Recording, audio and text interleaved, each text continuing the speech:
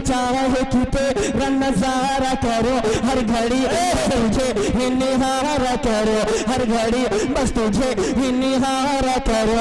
है तमन्ना मेरी ये कि शाम सहे, है तमन्ना मेरी ये कि शाम सहे, तेरे साए में मैं भी गुजारा करो, तेरे साए में मैं भी गुजारा करो।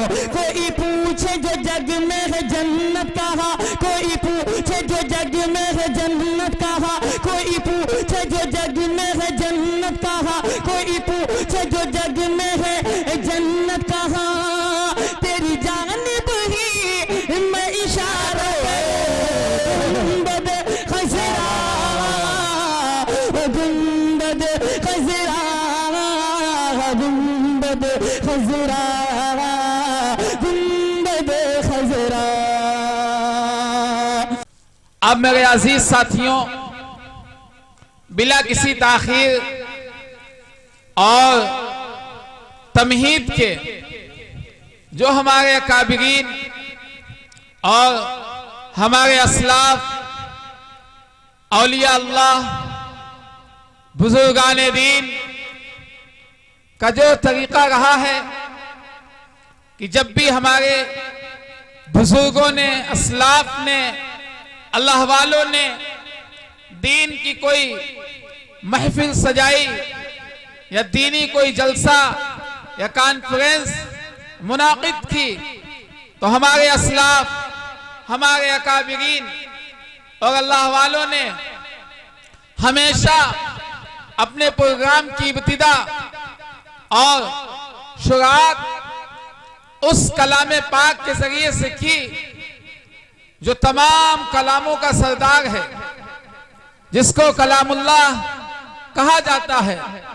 उस आसमानी किताब की तिलावत के जरिए से हमारे असलाफ ने हमेशा अपने प्रोग्राम की इब्तिदा की कि जिसको अल्लाह ताला ने तमाम ही आसमानी किताबों में सबसे बड़ा मकाम, रुतबा और मर्तबा अता फरमाया। अजीज साथियों, अल्लाह ताला ने कुरान मुकद्दस को बेपनाह मकबूलियत अता फरमाई और तमाम आसमानी किताबों के ऊपर फौकियत दी। वजूहात तमाम हैं, आयत इतना मौका नहीं कि आपके सामने फजाइल कुरान के ताल्लुक से कोई गुफ्तगू की जाए, बस इतना ही समझ लीजिए और कुरान की फजीलत के लिए यही बात काफी है। कुरान की तमाम आसमानी किताबों के ऊपर फौकियत के लिए यही बात काफी है कि अल्लाह तबारक व तआला ने जितनी भी आसमानी किताबों को, सहीफों को नासिल फरमाया, किसी भी किताब की हिफाजत की जिम्मेदारी रब तआला ने नहीं ली।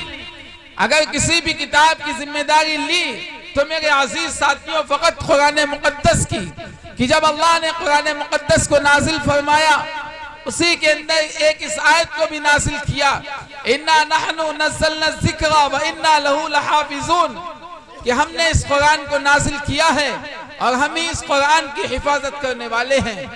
इतना मुतबर्रक और अज़मत वाला कलाम कि जनाब मोहम्मद रसूलुल्लाह सल्लल्लाहु अलैहि वसल्लम के ऊपर जिस तरीके से कुरान मुकद्दस की आयात और कुरान मुकद्दस के रुकू और कुरान मुकद्दस के तमाम सजदे और जितने सबर जेर पेश नासिल हुए थे, बिहम्दिल्लाहि ताला, ये कुरान की हक्कानियत है कि आज भी कुरान हूबहू जिस तरीके से नाजिल हुआ था, जो आयतें नाजिल हुई थी, बिहम्दिल्लाहि ताला आज उसी तरीके से महफूज है। ये अल्लाह ताला का वादा था, इसीलिए आज मौजूद है, वरना आसमानी किताबें तो दीगर नाजिल हुई मगर किसी भी किताब की हिफाजत की जिम्मेदारी रब ताला ने नहीं ली। चुनांचे आपने पढ़ा होगा तारीख इस्लाम में कि जिस तरीके से आसमानी किताबें नाजिल हुई थी, आखिर वक्त में अपने तरीके के ऊपर बाकी नहीं रह सकी, उसमें रद्दो बदल कर दिया गया, तब्दीली हो गई। मेरे अजीज साथियों, ये कुरान की हक्कानियत है। आइए मेरे अजीज साथियों, हम आज के इस अजीम शान तहफ़्फ़ुज़ इस्लाम कॉन्फ्रेंस की इब्तिदा भी अपने अकाबिरीन के नक्श कदम के ऊपर चलते हुए करते हैं, कुरान मुक़द्दस की तिलावत के जरिए थे। इसके लिए मैं दावत दे रहा हूँ हजरत कारी मोहम्मद सुफियान साहब इमाम खतीब जामे मस्जिद कमलापुर को इस शेर के साथ में कि हर लफ्ज को सीने में बसा लो तो बने बात, हर लफ्ज को सीने में बसा लो तो बने बात, वरना ताकों में सजाने को ये कुरान नहीं है। आइए हजरत कारी साहब तशरीफ लाइए और कुरान मुक़द्दस की तिलावत के जरिए से आज की इस कॉन्फ्रेंस का आगाज फरमाएं। अऊज़ु बिल्लाहि मिनश शैतानिर रजीम।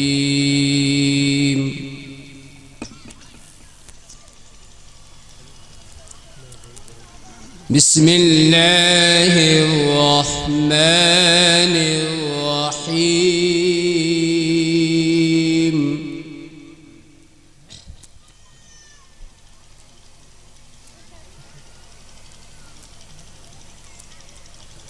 وقال الذين كفروا لا تسمعوا لهذا القرآن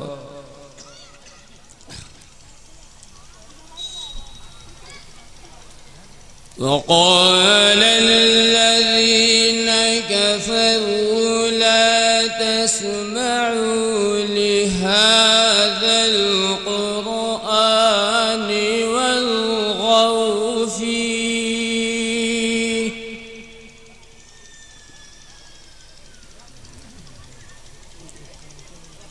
والغوا فيه لعلكم تغلبون.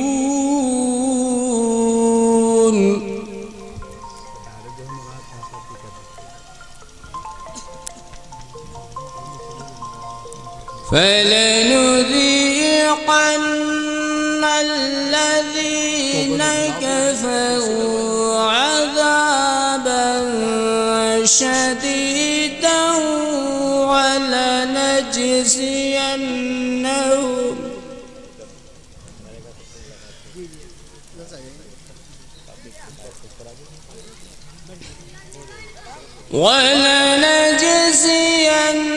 ولنجزينهم أسوأ الذي كانوا يعملون.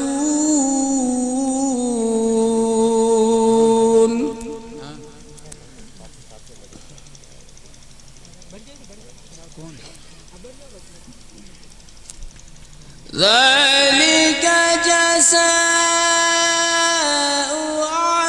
أعداء الله النار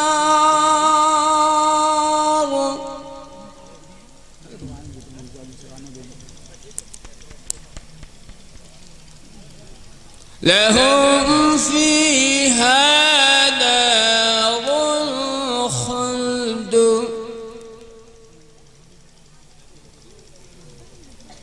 جزاء بما كانوا بآياتنا يجحدون.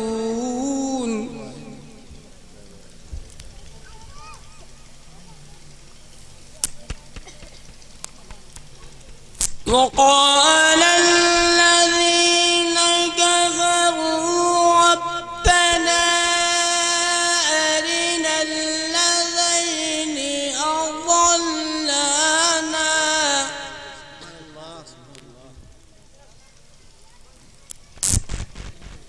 أرنا الذين أضلانا من الجن والإنس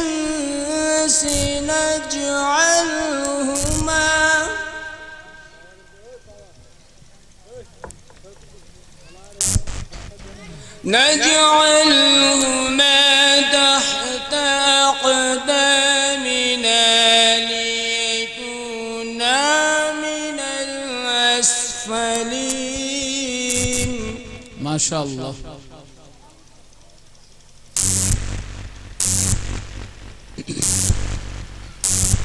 إن الذين قالوا ربنا الله ثم استقاموا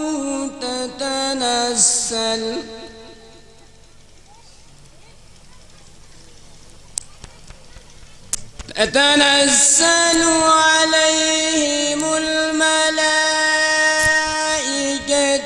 ألا تخافوا ولا تحزنوا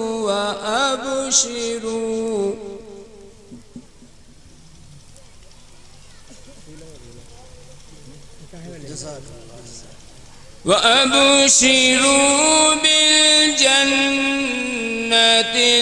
التي كنتم توعدون. ما شاء الله سبحان الله.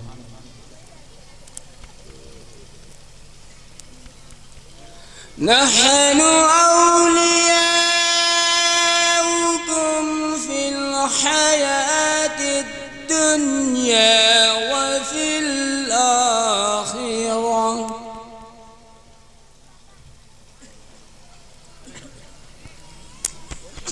ولكم فيها ما تشتهي أنفسكم